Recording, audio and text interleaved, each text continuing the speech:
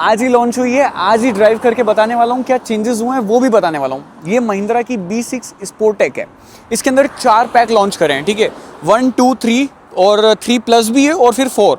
ये top of line model है। इसके अंदर जो चेंजेस करे हैं ना, वो उससे गाड़ी पहले से और ज़्यादा बेटर हुई है। देखो फ्रंट डिज़ाइन सेम है, साइड में से भी ऑलमोस्ट सिमिलर ही है। एक जो नया बैज मिल जाता है स्पोर्टेक का, वो यहाँ पर आपको मिलता है, ठीक है। उसके बाद में रियर अगर देखोगे तो रियर में भी ऑलमोस्ट सिमिलर ही है। एक फ्रीडम जो एडिशन है वो भी आया है, लॉन्च एडिशन भी आया है। 2 एडिशन जो है उसको आप अलग से ऑप्ट कर सकते हो, परचेज कर सकते हो। बाकी एक और चीज़ ऐड हुई है जो इस गाड़ी को और ज़्यादा बेटर वैल्यू फॉर मनी बना देती है। इसके अंदर 70 किलोवाट आवर का बैटरी पैक आ गया है। अभी तक क्या आता था, 79 किलोवाट आवर का बैटरी पैक, एक आता था 59 किलोवाट आवर का बैटरी पैक। अब आ गया 70 किलोवाट आवर का बैटरी पैक। 59 वाला ऑलमोस्ट सिमिलर है, उसमें कोई चेंजेस नहीं है। फिलहाल मैं आपको रियर में भी एक बार बता देता हूँ। ये देखो डोर्स वगैरह सभी सिमिलर हैं, जो चेंजेस हैं वो सिर्फ कलर से रिलेटेड आपको मिलेंगे। अभी ये जो सीट है अभी ये जो है परफेक्ट पोजीशन पे आ गई है, बट यहाँ पर थाई सपोर्ट जो है वो लैग कर रहा है। मतलब सीट जो है वो छोटी फील होती है इस गाड़ी में। फ्लैट फ्लोर है, 3 लोग जो है वो बैठ जाएंगे अगर नॉर्मल साइज़ के हैं तो। यहाँ पे एसी वेंट है और ये भी जो है मतलब कुछ अलग ही टाइप से ऐसे दिए हुए। इनको एडजस्ट कर तो लोगे आप, बट एडजस्ट करने में ईजी मतलब ईजीनेस फील नहीं होती, क्योंकि समझ नहीं आता कि एयर फ्लो किस तरफ हो रहा है। बट यहाँ पर आपके पास में स्पेस बढ़िया है। इधर 2 टाइप सी पोर्ट भी आपको मिल जाती है। यहाँ पर अगर आपको कुछ आपका टैबलेट वगैरह लगाना है तो वो भी आप लगा सकते हो, और कंपनी फिटेड जो लेना चाहो तो वो भी ले सकते हो, ऑप्शन रहता है। हमन कार्डन का म्यूजिक सिस्टम है, डॉल्बी एटमॉस के साथ में। सनवाइजर नहीं है बिकॉज ग्लास ही छोटा है, और रूफ जो है वो बिल्कुल स्लैंट होकर पीछे जाती है। और यहाँ पर आप देख सकते हो इतना कुछ मेरे को जो है वो हेडरूम मिल रहा है। मेरी हाइट तो 5'10" ही है। अगर कोई 6 फीट का बंदा बैठेगा तो उसका सिर आराम से पूरा टच ही हो जाएगा, मतलब वो यहाँ पर बैठ नहीं पाएगा कंफर्टेबली। तो हेडरूम जो है वो बहुत छोटा है यहाँ पर। तो नॉर्मल एडल्ट है वही यहाँ पर आराम से बैठ पाएंगे। बाकी 2 हेडरेस्ट एडजस्टमेंट फंक्शन के साथ में, और एक यहाँ पर आपको मिल जाता है आपका आर्म रेस्ट भी। गेट ही लॉक हो गया है। एक चीज़ और मेरे को थोड़ी सी वियर्ड लगती है, इसको अगर ऐसे अपने को क्या लगता है ना कि पीछे करेंगे तो नीचे आनी चाहिए विंडो। अब इसको जो है वो आप आगे करते हो तब आती है। ये चीज़ें बड़ी वियर्ड जो है वो लग रही है। खोलना भी थोड़ा सा अलग है। इसको कर देते हैं वापस ऊपर, ठीक है। यहाँ से डोर ओपन करना पड़ता है ना, थोड़ा सा अलग लगता है। बाकी बूट स्पेस वगैरह सही है। अब आगे जो चेंजेस हुए हैं वो बता देता हूँ। यहाँ पर वेंटिलेशन सीट, मेमोरी सीट्स के फंक्शन है ऑप्शन आपके पास में, और ये नया टैन इंटीरियर जो है वो आ गया है।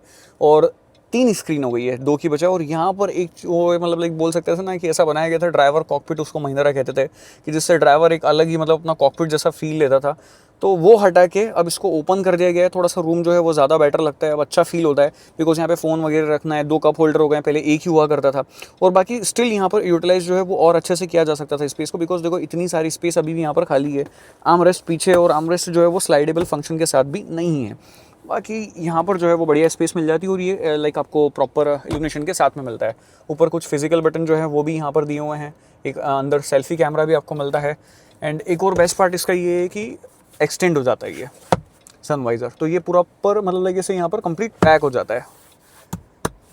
और वैनिटी मिरर दोनों ही साइड में आपको इल्यूमिनेशन के साथ में मिल जाते हैं।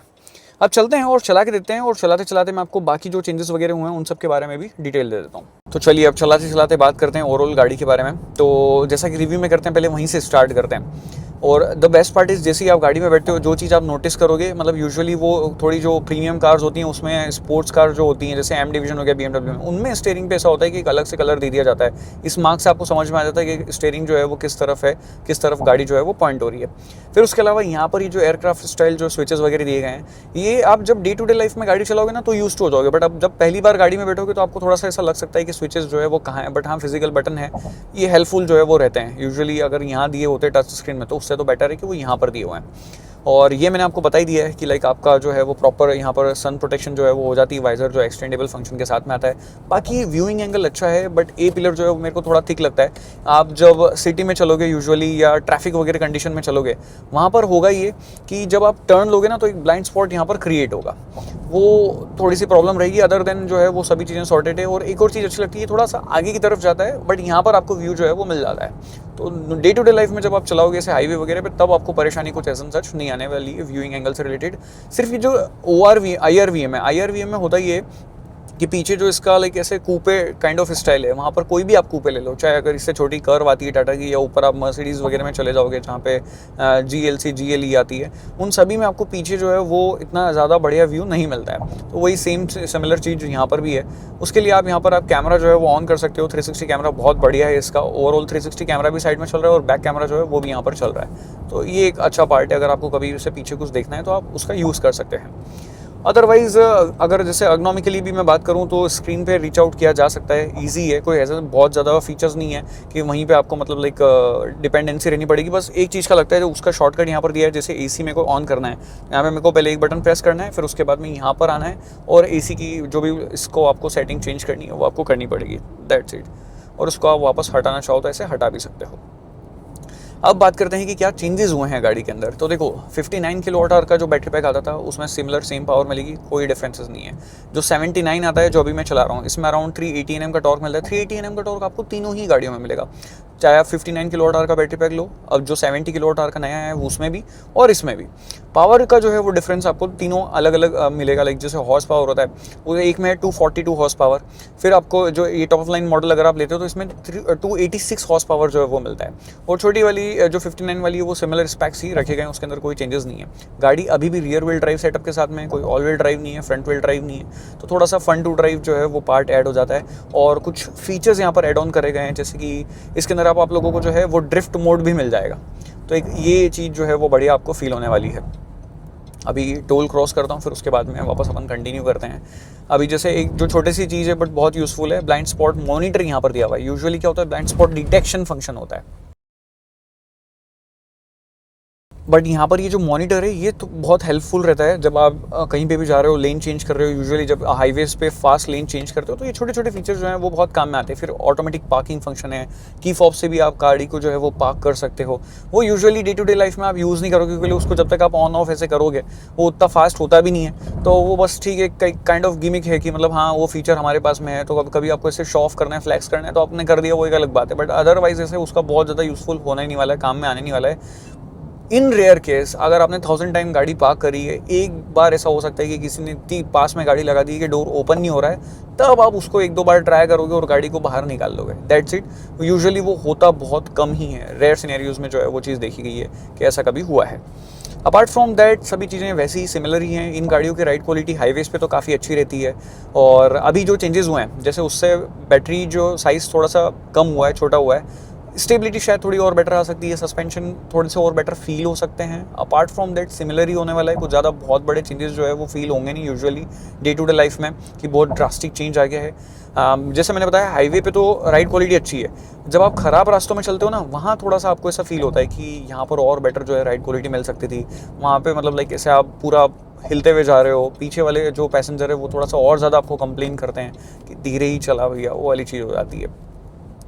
तो यही सभी चीज़ें, और बाकी पूरा सॉफ्टवेयर हार्डवेयर मतलब लाइक इतनी सारी चीज़ें, इतने सारे कंपोनेंट्स, इतने सारे फीचर्स दे दिए गए हैं। तो इसमें मेरे को ऐसा लगता है कि शायद अब धीरे धीरे जो है वो मेंटेनेंस और बढ़ जाएगा, क्योंकि जितनी ज़्यादा इसके अंदर टेक्नोलॉजी इंट्रोड्यूस की जाएगी। कई बार ऐसा देखते हैं कि इलेक्ट्रिक गाड़ियाँ जो एक्सीडेंट होता है, थोड़ा सा बम्पर वगैरह में लग गया, उनके सेंसर के वायर वगैरह कुछ इधर उधर हो गए, गाड़ियाँ चालू नहीं होती, स्टार्ट नहीं होती। पेट्रोल डीजल में क्या है, बम्पर निकल भी गया ना, आप लेके चले जा सकते हो। तो ये सब चीज़ें जो है वो इन गाड़ियों के साथ में रहती है।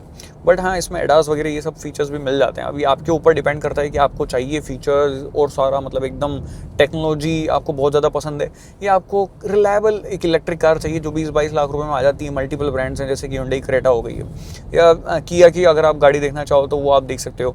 नो डाउट वो लुक्स के मामले में सिरोस उतनी अच्छी नहीं है, बट हाँ रेंज वगैरह दे देगी और फीचर्स आपको काम में मिल जाते हैं, और वो इतने ज़्यादा ऐसे ख़राब वगैरह नहीं होगी, या ऐसे बार बार प्रॉब्लम नहीं आएगी कि आपकी स्क्रीन हैंग हो रही है। ये सब चीज़ें जो है उसमें नहीं होती है यूजुअली। बट आपका बजट है 25-30 लाख रुपए और आपको चाहिए कुछ ऐसा जो रोड पे चलते हुए अलग से दिखे, एकदम आप यूनिक लगो, तो डेफिनेटली फिर आप B6 की तरफ ही जाओ। क्योंकि इनकी जो जितनी भी गाड़ियां हैं, मतलब ओवरऑल 9E हो गई है, 9S हो गई है, मेरे को उन सबसे ज़्यादा बेटर जो है वो चलाने में ये फील होती है। छोटी सी ये दिखने में थोड़ी सी यूनिक लगती है, रेंज भी 400 किलोमीटर के आसपास आपको बड़ी बैटरी पे की 79 किलोवाट आवर वाला दे देता है रियलिस्टिक रेंज। फिर जब 70 वाला लोगे तो उसमें आपको अराउंड 380-370 किलोमीटर के आसपास में रेंज मिल जाएगी। और 59 वाला अगर आप ले रहे हो तो अराउंड 280 से 300 किलोमीटर के आसपास में जो है वो आप चला सकते हो। और ये सभी रेंज जो मैं बता रहा हूँ रियलिस्टिक रेंज, ये पर्सन पे, ड्राइवर पे डिपेंड करता है कि वो कैसी जगह चला रहा है, ट्रैफिक कितना है, हाईवे कैसा है, गाड़ी में वेट कैसा है। तो ये सभी चीज़ें हैं इन गाड़ियों से रिलेटेड। जो चेंजेस हैं यूजुअली वो सिर्फ डैशबोर्ड पे ही हैं और सेंटर कंसोल में है कि वो जो यहाँ पर आता था एक मतलब ऐसे पार्ट उसका वो हटा दिया गया है। बाकी सभी चीज़ें सेम है और एक और ऑप्शन आ गया है नई बैटरी का, उसको आप ऑप्ट कर सकते हो।